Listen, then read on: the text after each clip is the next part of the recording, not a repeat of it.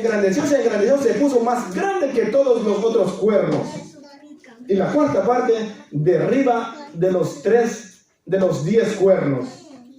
También tenía ojos como de hombre y tenía boca que hablaba blasfemia contra Dios durante la Edad Media.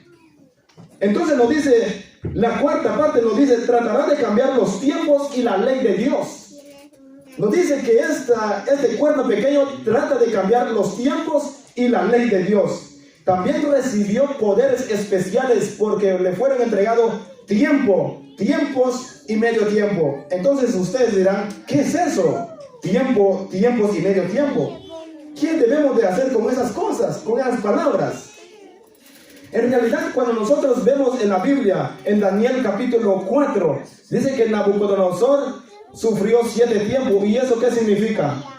7 años. Cuando nosotros leemos en el libro de Ezequiel 4:6, Dios le dijo al pueblo de Israel, te he dado día por año. Es decir, los tiempos que menciona acá son simbólicos, tiene que representar algo. Cuando nosotros vemos los calendarios en estos tiempos, vemos la luna. Por ejemplo, la luna gira alrededor de la tierra y la tierra gira alrededor del sol. Para que la luna gira alrededor de la tierra le lleva 30 días y eso significa un mes. Y la tierra gira alrededor del sol le lleva 360 días, significa un año. Lo más impresionante, la tierra mientras se mueve también está rodeando en su eje central. Para que la tierra da una vuelta en su eje central le lleva 24 horas, que eso significa un día. Por eso nos dice acá que este cuerno pequeño gobernó por tiempos y la mitad de un tiempo, que eso significa 1260 días. Como estamos hablando de profecía, simboliza 1260 años gobernó el cuerno pequeño, desde el año 538 hasta el año 1798 gobernó el cuerno pequeño. Entonces, pero la profecía no sigue ahí. Aún queda 46 años para llegar en el año 1844. Desde el año 1798 hasta el año 1844 queda aún 46 años.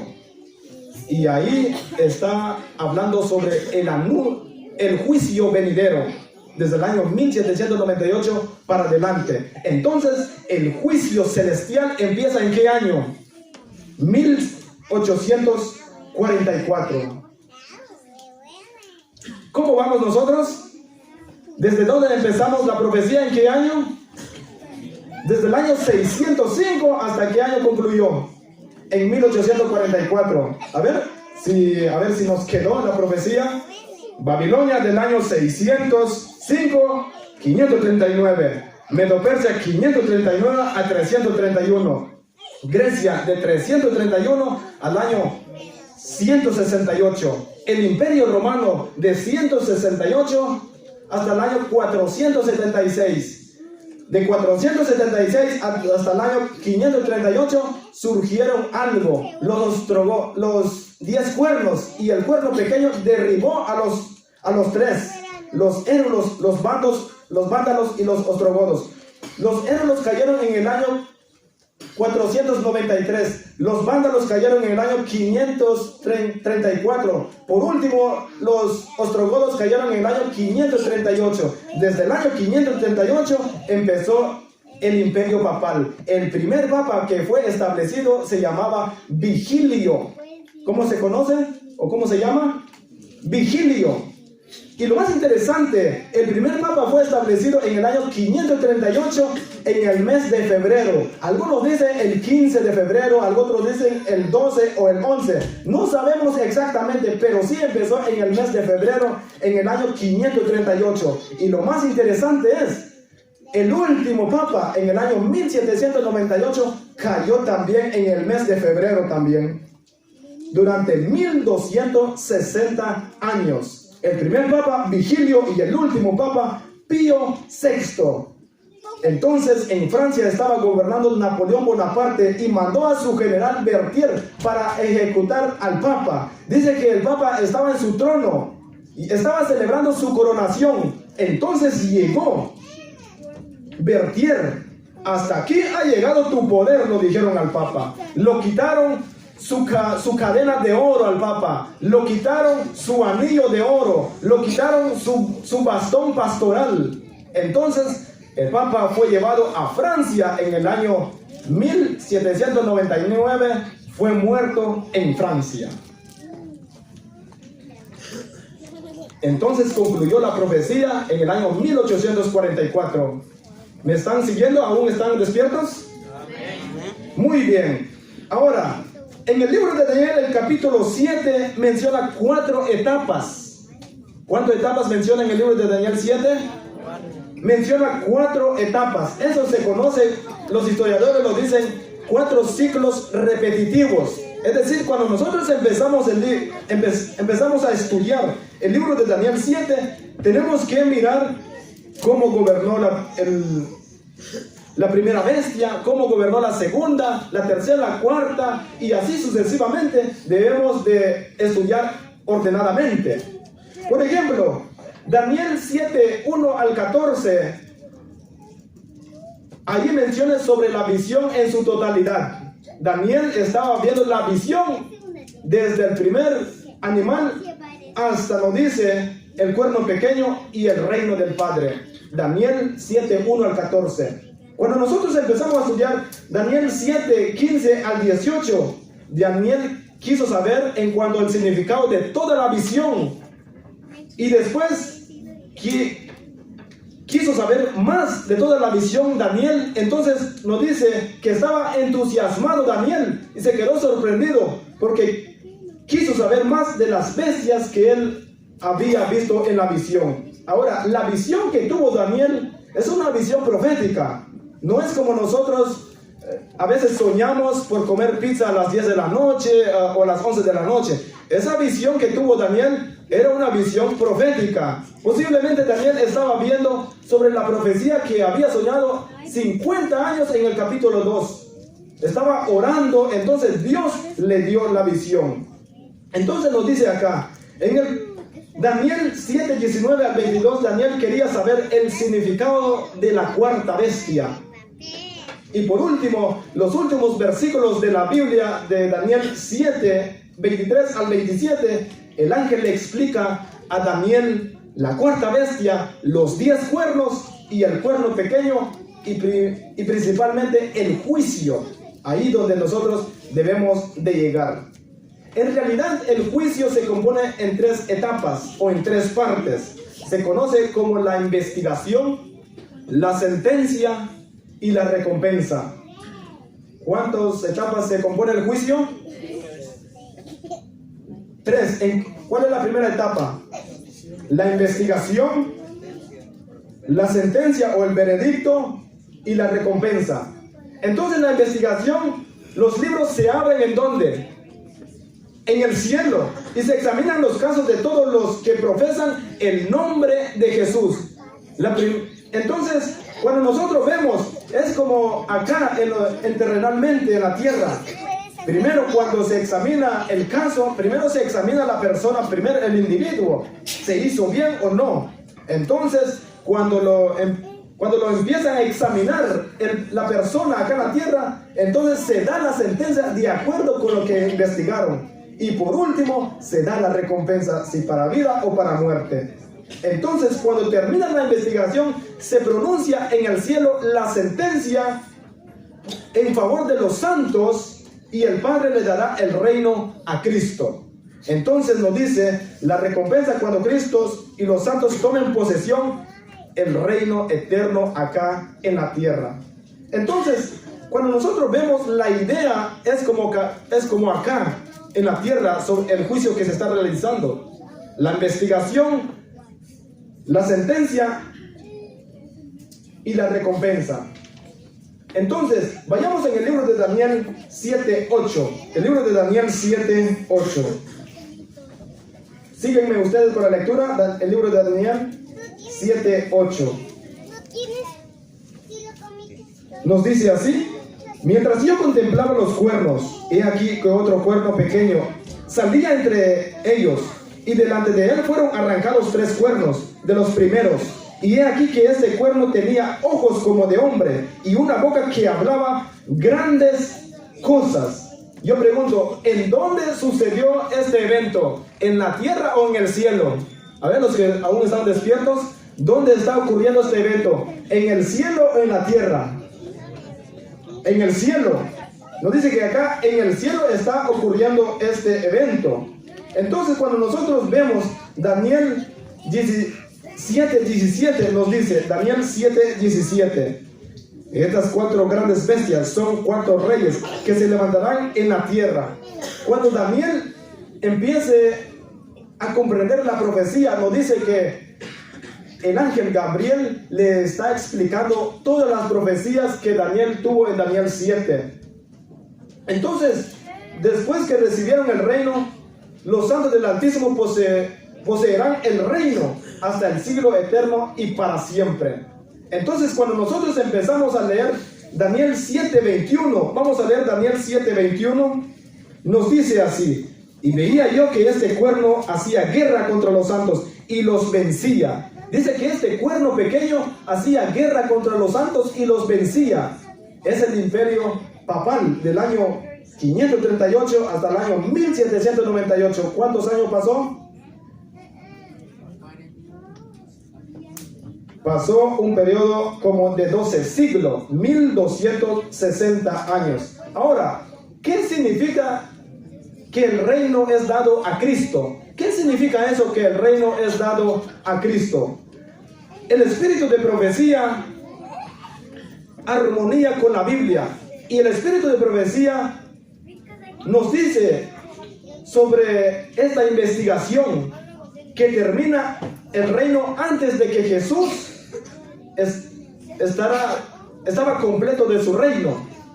Es decir, el espíritu de profecía nos dice que este juicio que se está realizando en el cielo, debemos nosotros de examinar nuestra vida, porque cuando nosotros vemos en los tiempos de antaño, en el tiempo bíblico, en el pueblo de Israel, a cada año se hacía el juicio, y nosotros estamos en el tiempo del juicio que menciona acá en el libro de Daniel 7.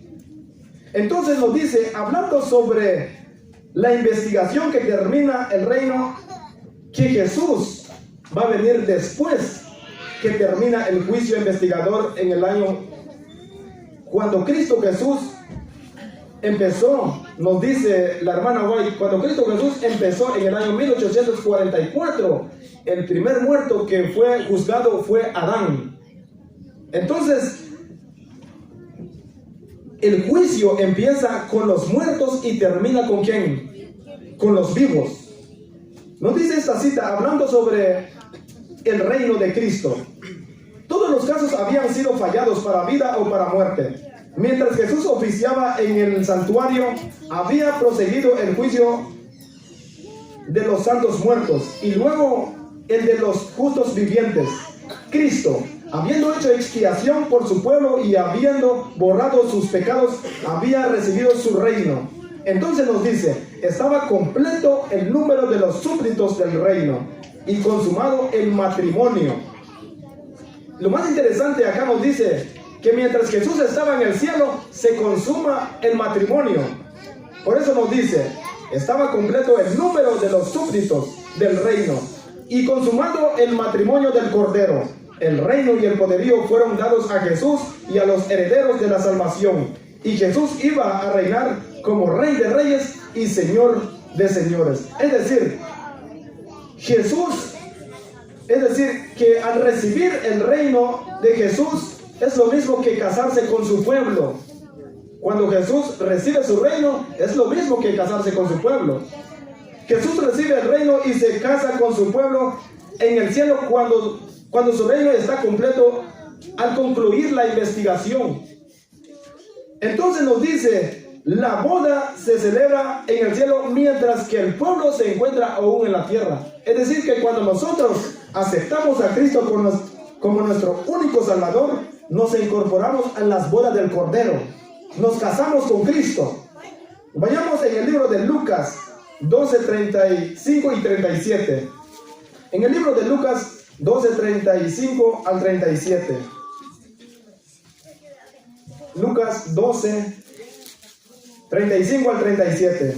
Y nos dice: estén ceñidos vuestros lomos y vuestras lámparas encendidas, y vosotros sed semejantes a hombres que guardan a que su Señor regrese de las bodas, para que cuando llegue y llame, le abran enseguida. Bienaventurados aquellos siervos a los cuales su Señor, cuando venga, hayan velado. De cierto os digo, que se ceñirá y hará que se siente a la mesa y vendrá a servirles. Muy importante el versículo 36, y escuchen de lo que dice el 36. Y vosotros sed semejantes a hombres que guardan a que su Señor regrese de las bodas. ¿En dónde regrese Cristo Jesús? De las bodas. Es decir, mientras nosotros estamos acá en la tierra, se está celebrando una boda allá en el cielo. Se está celebrando la boda allá en el cielo. Vayamos también en Mateo 22, 11 al 13. San Mateo 22, 11 al 13. Ahí habla sobre la examinación de los invitados para determinar si tienen el manto de Jesús o no. Mateo 22, 11 al 13. Y nos dice: y entró el rey para ver. La palabra ver esa palabra significa examinar. Es decir, el rey entró para examinar, para investigar. Nos dice: y entró el rey para ver a los convidados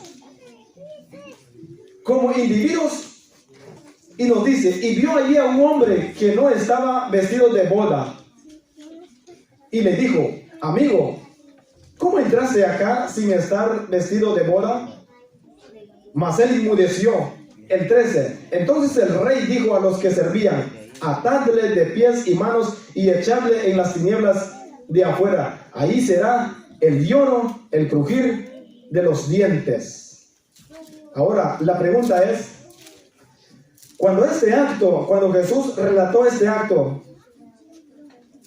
acto sucede antes de la segunda venida o después de la segunda venida. ¿Cómo nosotros comprendemos eso? Por eso lo dice: y le dijo: amigo, ¿cómo entraste acá sin estar vestido de boda? Mas él inmudeció. ¿O será que Jesús va a llevar a todos los personajes, todos millones y millones de personas allá en el cielo, y entonces Jesús se sienta? Bueno, vamos a examinar a ver quién se va y quién se queda. ¿Será que Jesús va a hacer eso? Claro que no. Por eso se está realizando un juicio ahora mismo en el cielo. Porque cuando Jesús viene por su segunda venida, va a llevar solamente el que está preparado. Por eso nos dice el libro de Apocalipsis: debemos de estar alerta, porque el tiempo de la gracia se está acabando. Hay una pregunta: ¿será que el juicio que se está realizando son solo para los mártires durante 1260 años o por todas las épocas? Por todas las épocas de la historia. Por eso el primer hombre que fue juzgado fue llamado Adán, y termina el juicio con los vivos. Vayamos en el libro de Apocalipsis 24. El libro de Apocalipsis 24.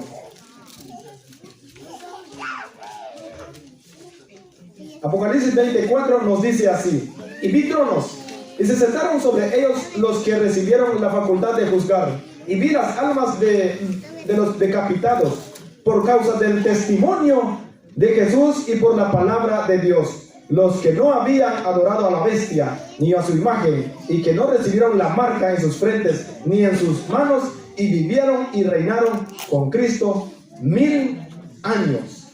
Hermanos y hermanas, amigos, para entrar allá en el reino de Cristo, debemos de tener el testimonio de Jesús, nos dice en este versículo de Apocalipsis 24. Y no debemos de adorar a la bestia, ni tener su imagen y la marca también. Por eso nos dice acá: y vi tronos y se sentaron sobre ellos los que recibieron la facultad de juzgar. Y vi las almas decapitados por causa del testimonio de Jesús. Eso debemos de tener nosotros, el testimonio de Jesús y por la palabra de Dios. Los que no habían adorado a la bestia Es decir, para entrar allá tenemos que tener el testimonio de Jesús y tenemos de no adorar a la bestia.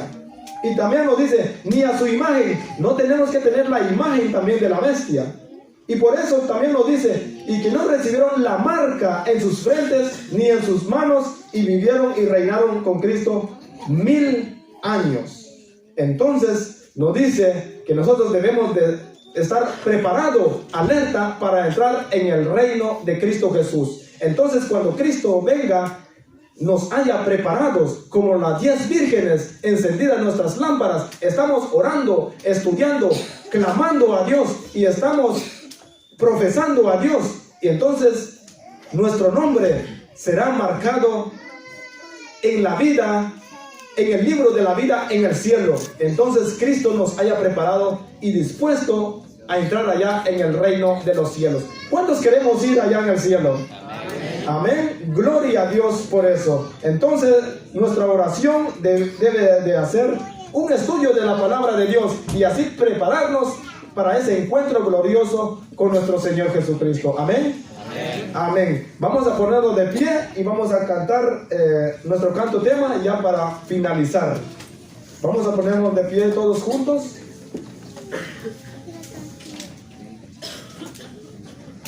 Cantemos con gozo, con alegría, con entusiasmo, porque Dios nos da el aliento de vida.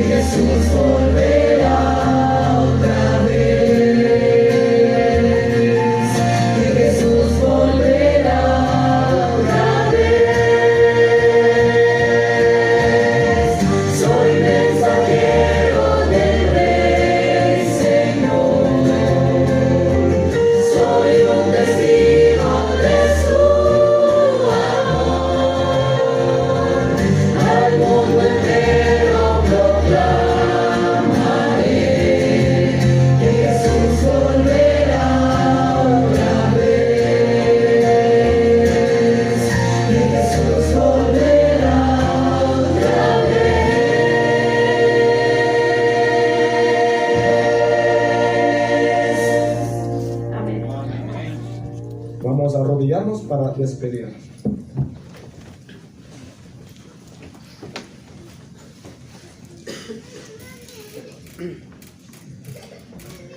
Nuestro Padre, nuestro buen Dios, gracias Señor porque eres fiel para con toda la raza humana.